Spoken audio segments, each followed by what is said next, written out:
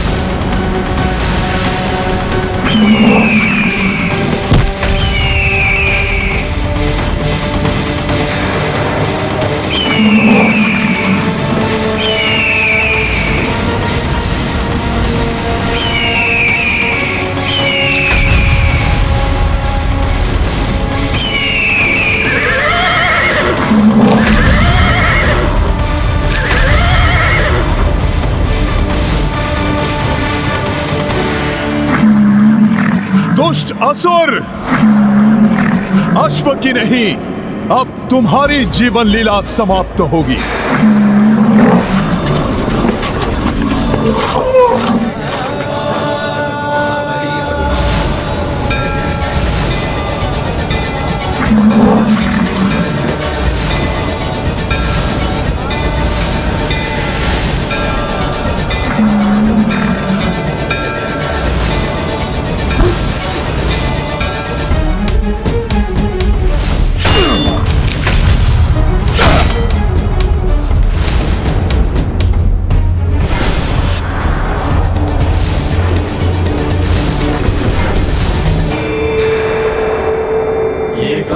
महाबली हनुमत की रुचिकर लीला राम भगत की। जय जय जय रघुनंदन राम, जय जय जय महाबली हनुमान। पंच रूप पवन सुत धारे, पांचहु दानव क्षण में संहारे। जब सहाय बलि हनुमाना, राम काज में को व्यवधाना। ये गाथा महाबली हनुमत की रुचिकर लीला राम भगत की। जय जय जय रघुनंदन राम, जय जय जय महाबली हनुमान। जय जय जय रघुनंदन राम, जय जय जय महाबली हनुमान।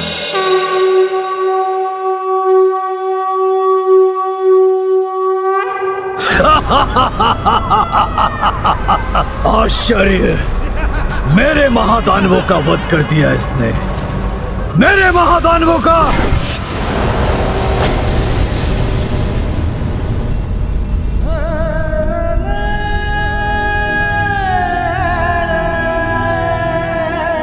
प्रभु श्री राम के अनन्य भक्त हनुमान, हमसे बड़ी भूल हुई है, हमें क्षमा कर दीजिए। इससे पूर्व कि कोई और अनिष्ट घट जाए या हमारी बुद्धि को कोई फिर से प्रभावित करे, आप श्री राम के कार्य हेतु इस अश्व को ले जाइए हनुमान जी। इसमें आप दोनों का कोई दोष नहीं है, ये सब राक्षस निकुंभ ने किया है।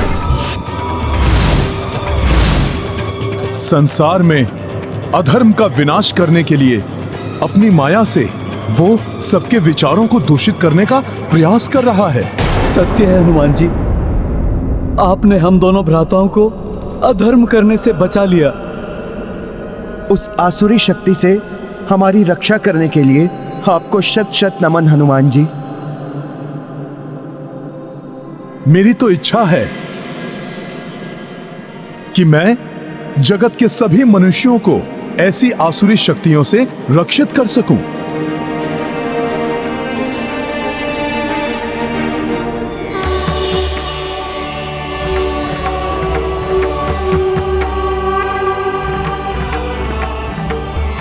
प्रणाम ब्रह्मदेव।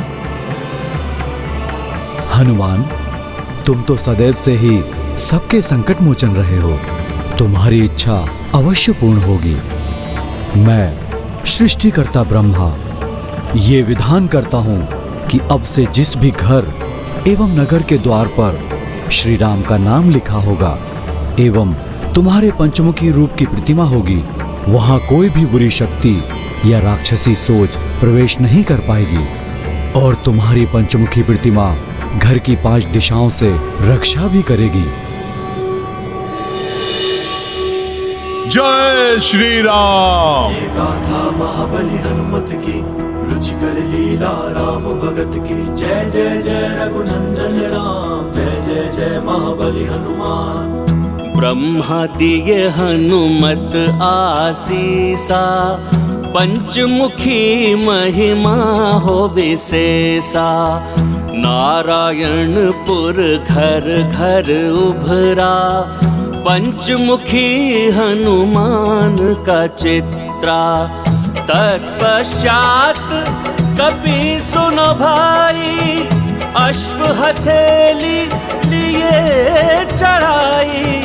जन जन अरु राजा परनामा, उड़ चले अवध दिशा हनुमाना। ये गाथा महाबली हनुमत की, रुचिकर लीला राम भगत की। जय जय जय रघुनंदन राम, जय जय जय महाबली हनुमान।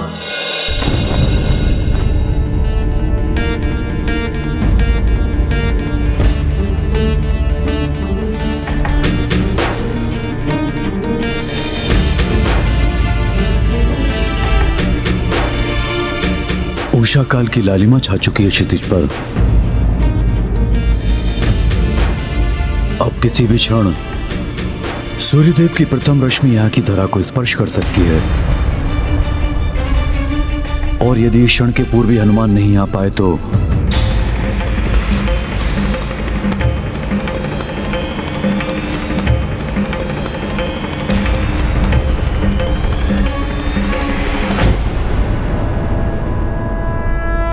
हनुमान आ गए।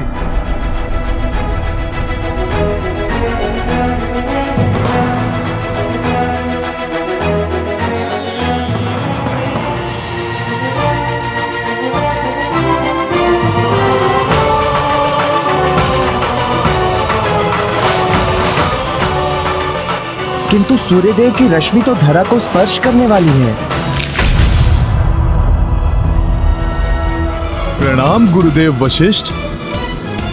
प्रणाम ऋषि श्रेष्ठ अगस्त्य। कल्याण हो। प्रणाम प्रभु। प्रणाम माता। माता, कहीं मुझे आने में विलंब तो नहीं हुआ ना? पुत्र हनुमान, तुम्हारे होते हुए प्रभु के कार्य में विलंब कैसे हो सकता है? माता, ये कार्य भी मैं प्रभु के प्रताप से ही पूर्ण कर पाया। अब प्रभु के अश्वमेध यज्ञ के संपन्न होते ही चहुं ओर धर्ममय, सुखमय राम राज्य की स्थापना हो जाएगी। माता, और तब राक्षसी सोच को विस्तारित होने का अवसर ही नहीं मिलेगा। हनुमान, यदि तुम चाहते हो कि सुख में राम राज्य स्थापित हो जाए तो जब तक अश्व पूजा होती है तब तक तुम्हें जाकर एक और महत्वपूर्ण कार्य करना होगा। ऋषि श्रेष्ठ, आप आदेश दीजिए। तो सर्वप्रथम तुम ये बताओ कि अश्वमेध यज्ञ के विषय में तुम्हें कितना ज्ञान है एवं यज्ञ के अश्व का क्या महत्व है?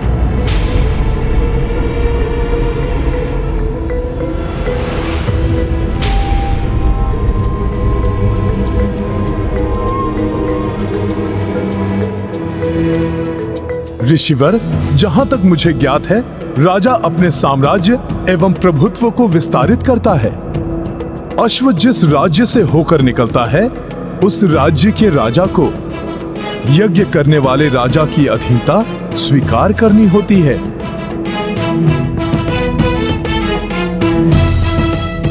किंतु यदि कोई उस अश्व को रोकता है तो उसे यज्ञ करने वाले राजा की सेना से युद्ध करना होता है। हाँ हनुमान, अंततः इस यज्ञ का लक्ष्य यह है कि समस्त राजा श्री राम की अधीनता बिना युद्ध के ही स्वीकार कर लें एवं राम राज्य में सम्मिलित हो जाएं। और यह तभी संभव हो सकता है हनुमान, जब स्वयं च्यवन ऋषि इस यज्ञ में भाग लें, क्योंकि वो उन महान ऋषियों में से एक हैं जो महातेजस्वी हैं, जिनके तप में अतुलनीय शक्ति है। ओम नमः शिवाय।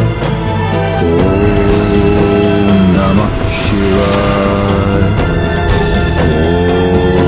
ओम नमः शिवाय। च्यवन ऋषि के तपोबल से बड़े बड़े महाबली राजा भी थरथर कांपते हैं। उन्होंने अपने तप के प्रताप से इंद्रदेव को भी बंदी बना लिया था। आसुरी शक्ति एवं निशाचरी सोच वाले तो इनसे कोसों दूर ही रहते हैं। इस प्रकार श्री राम एवं तुम्हारे नाम के साथ ऋषि च्यवन का नाम मात्र जुड़ जाने से ही उनके तप का सम्मान करते हुए अनेकों भूपाल अश्व को नहीं रोकेंगे और बिना युद्ध किए ही प्रभु श्री राम के राज्य को स्वीकार कर लेंगे।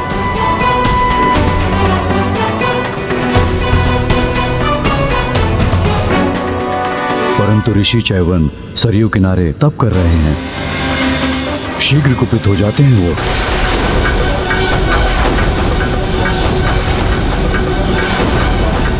छोटी सी बात पर कठोर से कठोर श्राप दे सकते हैं।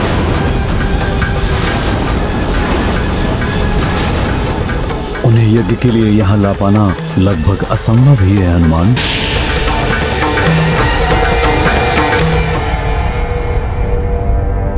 गुरुवर, प्रभु का कार्य है, प्रयास तो करना ही होगा मुझे।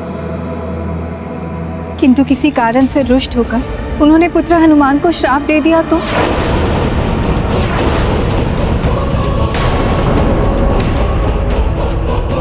माता, आप चिंता मत कीजिए, मैं ऐसा नहीं होने दूंगा। यदि माता ऐसा कुछ हुआ तो भी मैं प्रभु का नाम लेकर उनके श्राप को भी आशीर्वाद समझकर मैं ग्रहण कर लूंगा।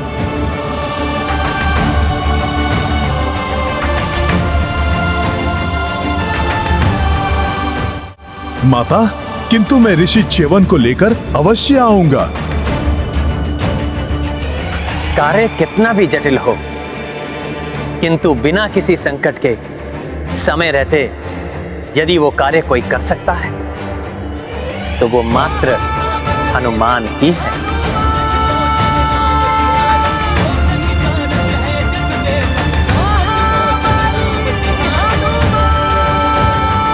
प्रभु, मुझ पर आपका ये विश्वास ही मेरी शक्ति है।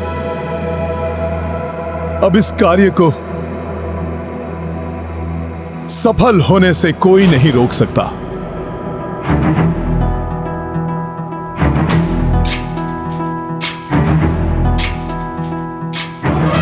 प्रभु, आप बस मुझे आज्ञा दीजिए। सफल मनोरथ भवा। वानर वानर वानर या!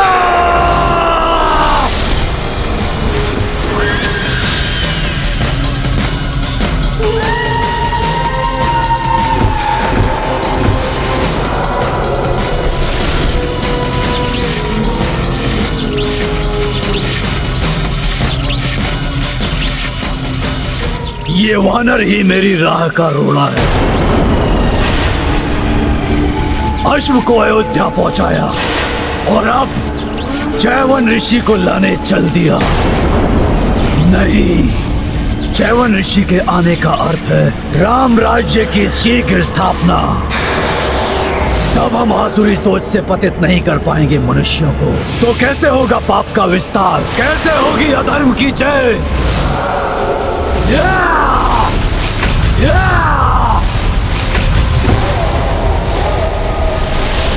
यज्ञ को किसी भी मूल्य पर सफल नहीं होने दूंगा मैं। विघ्न डालना होगा, विघ्न।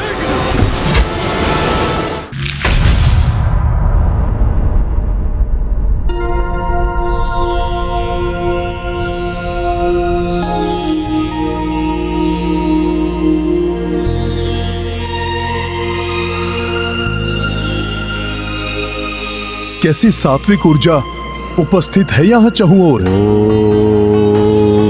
नमः शिवाय।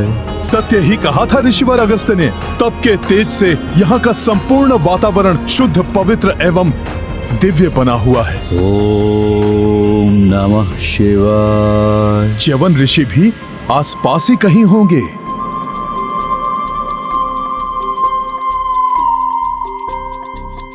ओम नमः शिवाय। ये ऋषिवर च्यवन कहाँ है? ओम नमः शिवाय। ओम नमः शिवाय।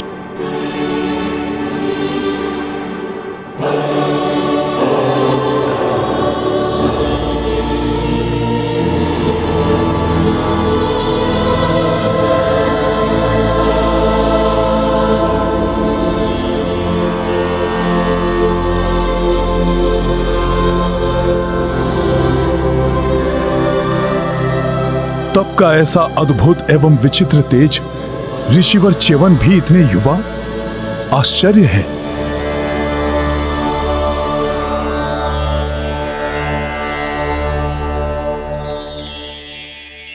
ये क्या, बाहर से तो युवा है किंतु भीतर से वृद्धता भी झलक रही है। ये क्या पहेली है?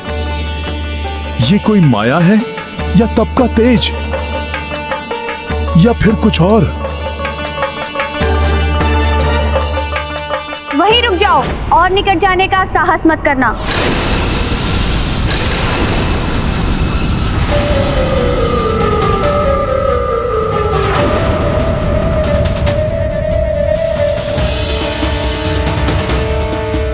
अब तृण भर भी आगे बढ़े तो तुम्हें ऋषिवर के प्रलयकारी कोप का भागी बनना पड़ेगा। कौन हो तुम? प्रणाम माता। मैं प्रभु श्री राम का सेवक हनुमान हूं। मैं ऋषिवर के तप में विघ्न नहीं डालूंगा, किंतु प्रभु श्री राम के अश्वमेध यज्ञ के लिए मुझे शीघ्र ही ऋषिवर को अयोध्या लेकर जाना है। उसके लिए तो तुम्हें ऋषिवर के मंत्र जाप के संपन्न होने तक प्रतीक्षा करनी होगी।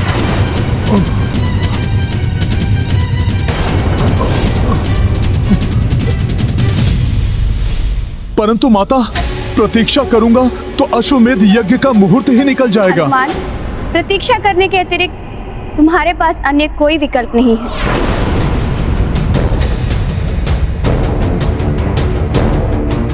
ओम नमः शिवाय।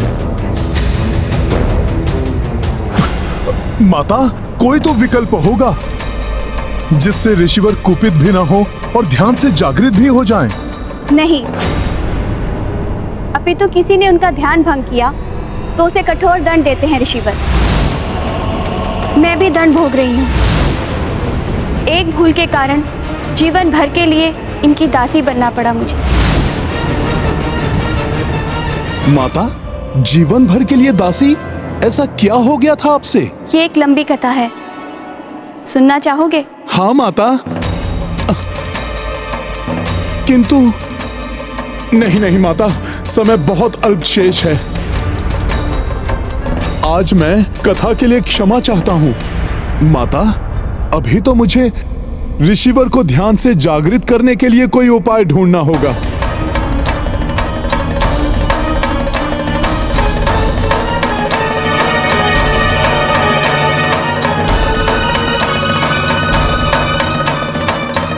क्या हुआ हनुमान?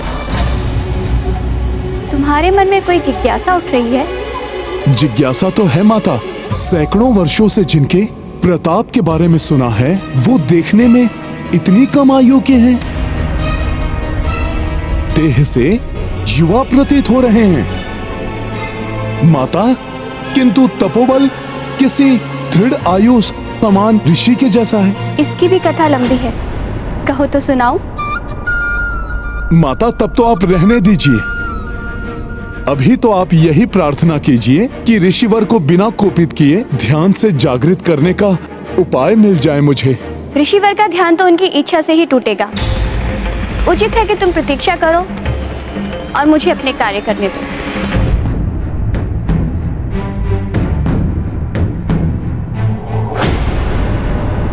ये तो बड़ी ही दुविधा उत्पन्न हो गई। प्रतीक्षा करूंगा तो मुहूर्त निकल जाएगा, और यदि ऋषिवर का तप भंग हुआ तो अनिष्ट हो जाएगा। क्या करूं मैं? कार्य के मध्य किसी भी व्यक्ति को दुविधा हो सकती है, किंतु ऐसे समय में व्यक्ति को संयम और धैर्य से काम लेना चाहिए।